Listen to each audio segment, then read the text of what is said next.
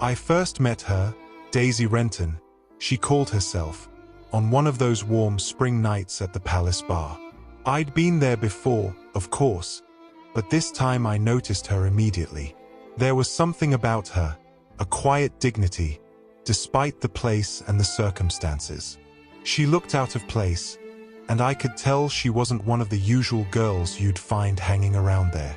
She seemed upset, clearly being harassed by that old brute, Alderman Megati. It didn't sit right with me. I couldn't just stand by, so I stepped in. I'll be honest, I felt a surge of protectiveness. She seemed so vulnerable, yet so strong underneath it all. I got her out of there and into a taxi, and we had a quiet drink together.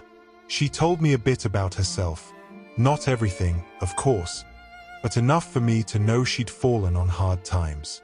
No job, no money, no family to lean on.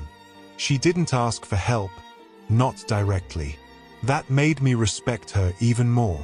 But I couldn't leave her to fend for herself, not in a place like that.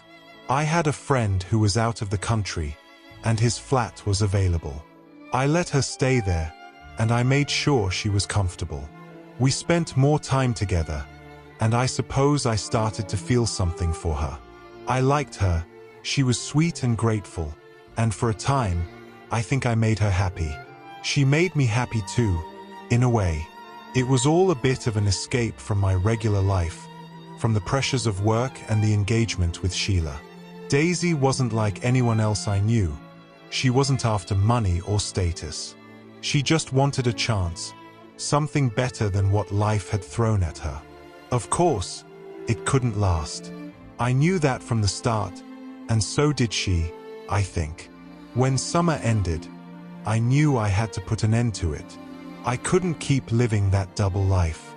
I gave her some money, enough to help her get back on her feet, and I said goodbye. It wasn't easy, but I had no choice. I didn't see her again after that. Looking back, I don't think I meant any harm. I was trying to help her, and for a while, I did. But now I can't help wondering if I left her worse off. It was a fleeting thing, a bit of kindness from me, but I didn't think about what it meant for her. When I walked away, she was alone again, and maybe that's what really hurt her in the end.